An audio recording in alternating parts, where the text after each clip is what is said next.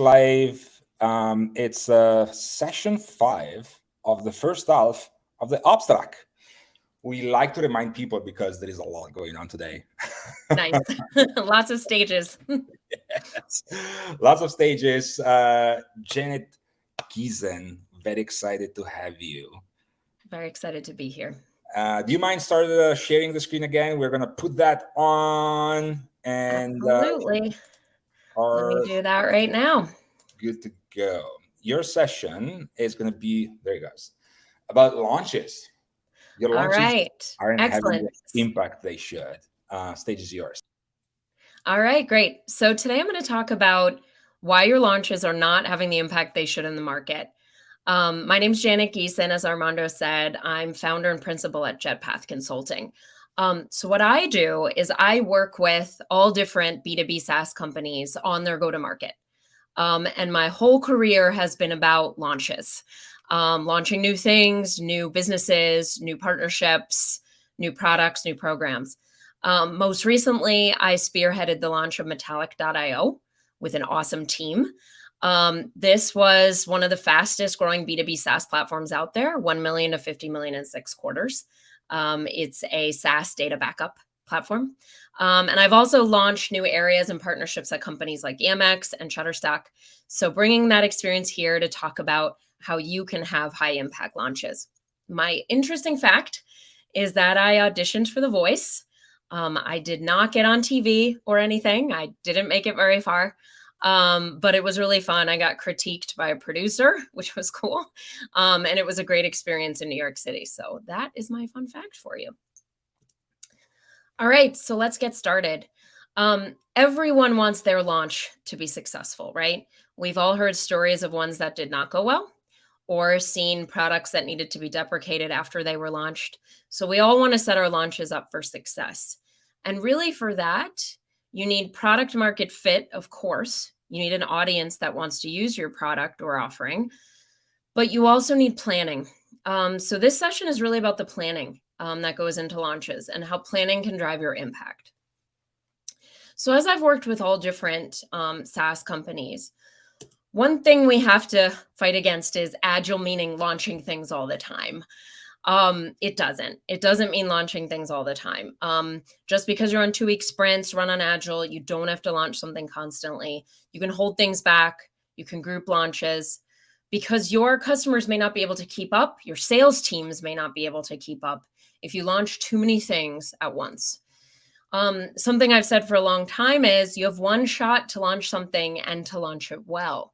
So give it the time, plan. And this is true whether you're launching a product, a partnership, or a program. So what do you need in order to plan? First, put someone in charge. A lot of people skip this step, but someone needs to be in charge.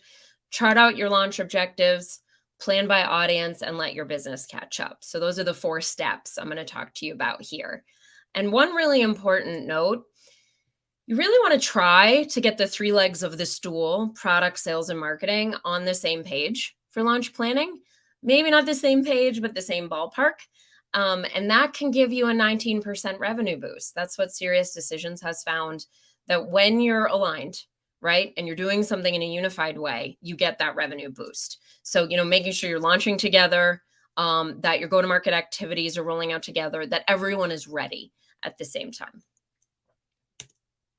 So who's in charge? Need to figure out who is in charge of your product launch. And so this can be any kind of launch. I have different ones here, but I'm using product kind of as a lead example.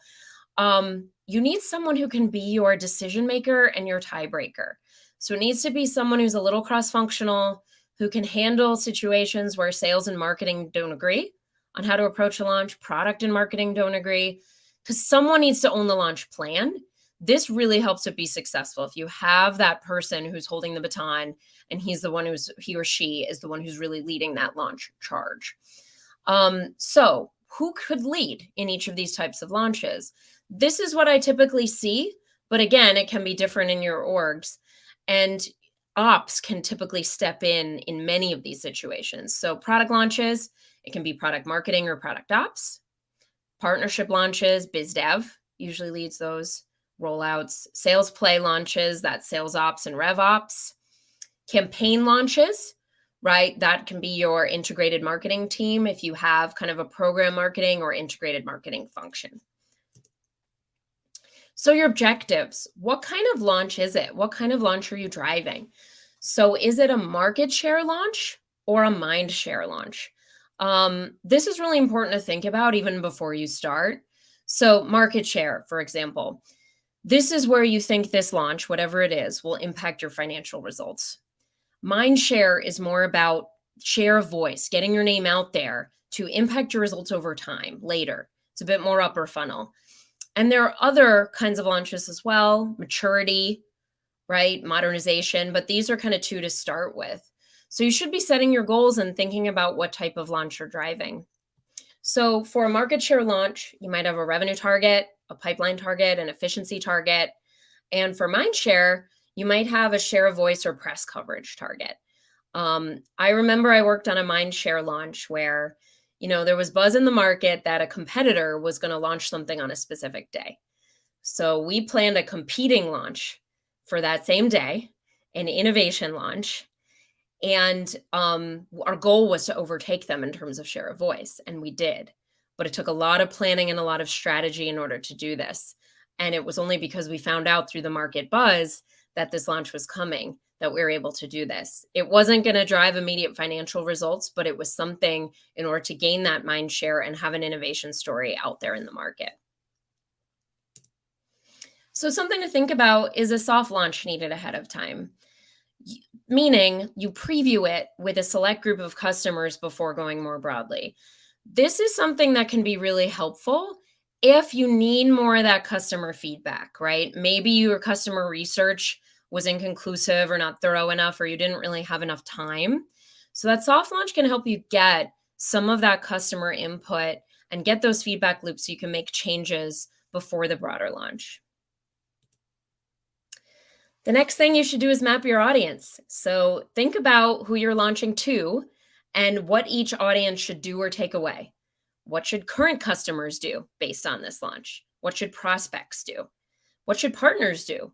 Are partners going to be happy about this launch, or is it something they're not going to be as thrilled about? So that has to be managed ahead of time. Investors, press, industry analysts, you need to do an analyst briefing, and of course, internal employees. If you have a launch coming, internal folks need to know. You can decide how far in advance, but the goal is that when customers and prospects call about whatever it is, that sales can speak to it, that internal employees know how to speak to it. So your external folks don't know more than your internal folks.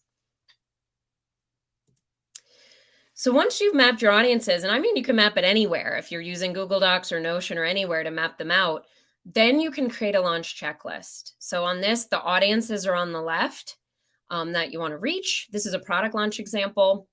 And then potential deliverables. And this has all kinds of questions that you can ask yourself as you're planning the launch, building out a launch plan. Do we want to announce this on social? Is this enough of a change where there needs to be a board level communication? Do we need a blog post? Do internal people need demos of this ahead of time? Do we need video, screenshots? Do we need visuals to support this launch? So it kind of goes through all the different areas. It goes through types of marketing initiatives, sales, product, etc. Then once you've launched, after, say your launch plan goes super smoothly, what do you want to do after? Give it time. Measure the results. Make sure it's doing what you wanted it to do, that it's matching your objectives. If it's not, why? Drive that follow-up communication. Include it in part of your nurtures. Include it in part of different campaigns. Make sure it's a steady drumbeat. Be repetitive and consistent in your communication about it. And lastly, really important, give it enough time to impact the business. It's tough. I once worked with a company that launched things over and over and over, meaning just back to back to back to back to back. And it doesn't give employees enough time to recover. And if employees can't catch up to the next launch, how is sales going to? How are partners going to? How are your customers and prospects going to? So give these launches, especially very large ones, time to impact the business. Make sure you're not launching something else, especially something else unrelated, too close on the heels of it. I know this is hard. This is the hardest part, being able to measure the results and give it time. And that all goes to the key takeaway. Sometimes you need to go slow to go fast. A lot of you have probably heard this quote, but with launches, it's so true. Rather than throwing something out there into the market, giving time to plan. And maybe that's managing up or managing cross-functionally and saying, you know what?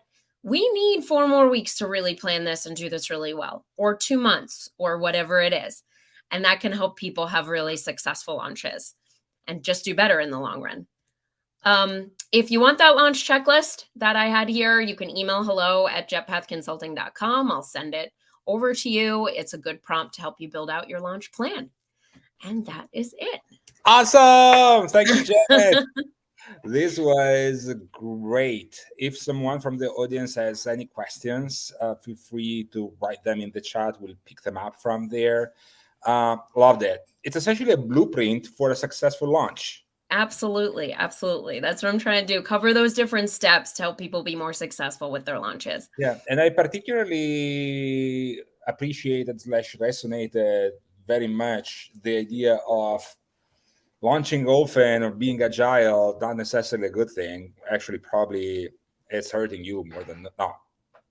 Yes, yes. People feel a lot of pressure because they're agile to just have that accelerated roadmap, launch every 2 weeks. And you see these sprint recaps or these launch recaps that sales can't keep up with, that people can't keep up Right. with. I've seen some really good examples of companies like Workfront grouping their launches together, Okay. right? Holding some back and then having videos for customers showing what all the new launches are, like what's new this month, what's new this Right. quarter, bundling them together under a theme just to make it easier. It's change management, right? Because Yes. people can't absorb too much at one time.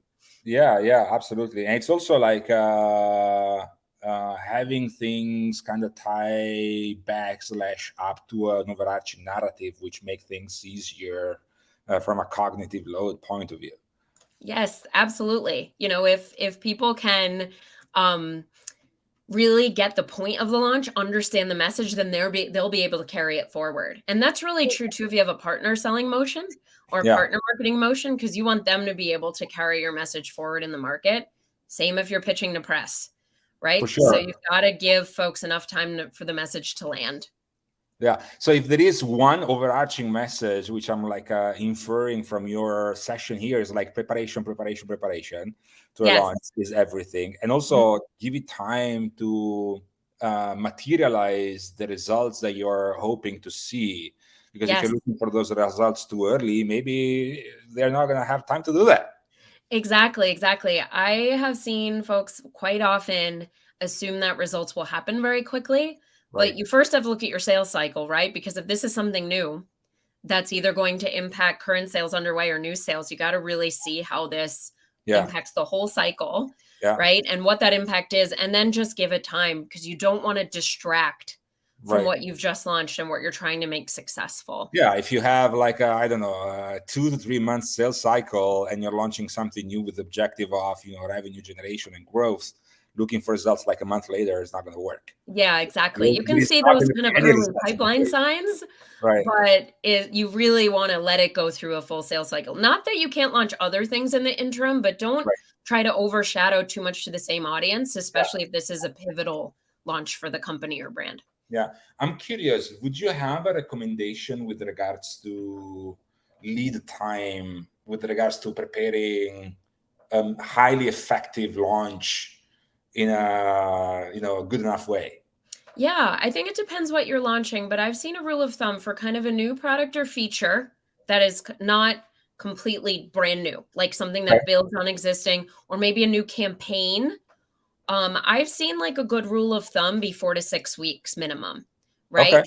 Make sure you have that time because there are things that have longer lead times, Yeah. right? Like pitching to press, building out a digital campaign, right? Maybe creative, Yeah. maybe really high production video to support the launch. You want to make sure you give enough time for these things and also for the messaging to be created even before the assets.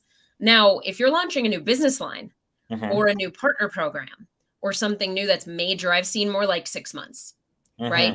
Because you want to make sure that everything is thoroughly tested. You have customer research ahead of time, Mm-hmm. that you have a lot more prep than a single campaign or single feature. Right. Right. Well, yeah. I mean, looking at like how much time did it take for us to organize this Hot Takes Live, and it was like easily 3 months. Yes, Or like 3 months and a absolutely. half, And right? that's a launch. Like you can fit a lot of these things into launch planning. A Yeah. launch doesn't have to be a product. It can be your sales plays. It can be your Right. campaigns. It can be Right. a new partnership that you're bringing to market together. Yeah. It can be all kinds of things. Well, awesome. Thank you so very much. And thanks for watching, everyone. Let Janet know how her session was with the quick survey Great. that you see here in the chat. Thank you so much for including me. This was great. This was awesome. Thank you so much. Thank you.